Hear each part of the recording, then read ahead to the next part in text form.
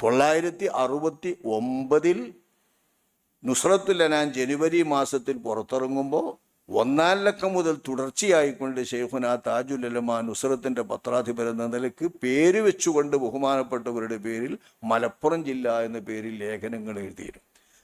അതിനെ എതിർക്കുന്നവരുടെ ദുർന്യായങ്ങളും അവരുടെ വാദങ്ങളെ ശരിക്കും ഖണ്ഡിച്ചുകൊണ്ടും വളരെ കൃത്യമായ കണക്കുകൾ നിരത്തിക്കൊണ്ടും ജില്ലയെ രൂപീകരിക്കേണ്ടതിൻ്റെ ആവശ്യകത വിവരിച്ചുകൊണ്ടുള്ള വളരെ വിശദമായൊരു ലേഖനം ഇതുപോലെ ആരും എഴുതിയിട്ടില്ലെന്ന് വളരെ സത്യമായിരുന്നു.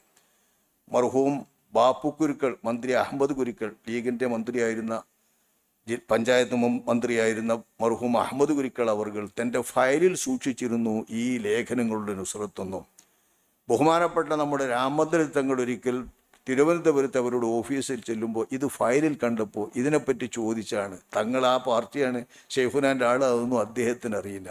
ഇതെങ്ങനെ കിട്ടി, ഇതെന്താണെന്ന് ചോദിച്ചപ്പോൾ അദ്ദേഹം പറഞ്ഞതാണ്, ഇത്ര രാഷ്ട്രീയ വിവരങ്ങളും ബോധവുമുള്ളൊരു മഹാപണ്ഡിതനാണ് അദ്ദേഹമെന്ന് ഞങ്ങളാരും കരുതിയില്ല. ഞങ്ങൾ കരുതിയത് ഫത്വയൊക്കെ കൊടുക്കുന്ന ഒരു വലിയ മുസ്ലിയാരാണ് എന്നാണ് മനസ്സിലാക്കിയത്. ഇതിൽ പറഞ്ഞ ചിന്തകളും ഇതിൽ പറഞ്ഞ ആശയങ്ങളുമെല്ലാം ഞങ്ങളെ സംബന്ധിച്ചിടത്തോളം വളരെ ഉപകാരപ്രദമായിട്ടുണ്ട് എന്ന് മന്ത്രി ബാപ്പു കുരുക്കൾ അവർ പറഞ്ഞത് എപ്പോഴും ബഹുമാനപ്പെട്ട മർഹൂം രാമചന്ദ്രൻ തങ്ങൾ അവർ സ്മരിക്കാറുണ്ട്. ബഹുമാനപ്പെട്ട ഒരു ലേഖനത്തിൽ അത് എഴുതുകയും ചെയ്തിട്ടുണ്ട്. അപ്പം അങ്ങനെ ലീഗിനെ സംബന്ധിച്ചിടത്തോളം, ലീഗിൻ്റെ പ്രധാന നേതാക്കളെ സംബന്ധിച്ചിടത്തോളം ഉപകാരപ്രദമായ ഒരു ലേഖനമായിരുന്നു, വിസ്താരമുള്ളൊരു വിവരണമായിരുന്നു ബഹുമാനപ്പെട്ട ഷെയ്ഖുനായുടെ മലപ്പുറം ജില്ല എന്ന ലേഖനങ്ങൾ.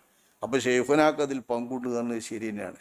എതിരാളികൾ പറയുന്നത് അത് കേവലം ആളല്ല, കേളപ്പൻ്റെ, നമ്മളെ കേരള ഗാന്ധിയായിരുന്നു അദ്ദേഹം, ഗാന്ധിജിൻ്റെ കേരളത്തിലെ പതിപ്പായിരുന്നു കേളപ്പൻ. ആ കേളപ്പൻ്റെ ആ വാദത്തിൽ അടിസ്ഥാനപ്പെടുത്തിക്കൊണ്ട് ഉന്നയിക്കപ്പെട്ട എല്ലാ ദുർന്യായങ്ങൾക്കും മറുപടി പറഞ്ഞുകൊണ്ടായിരുന്നു അത്.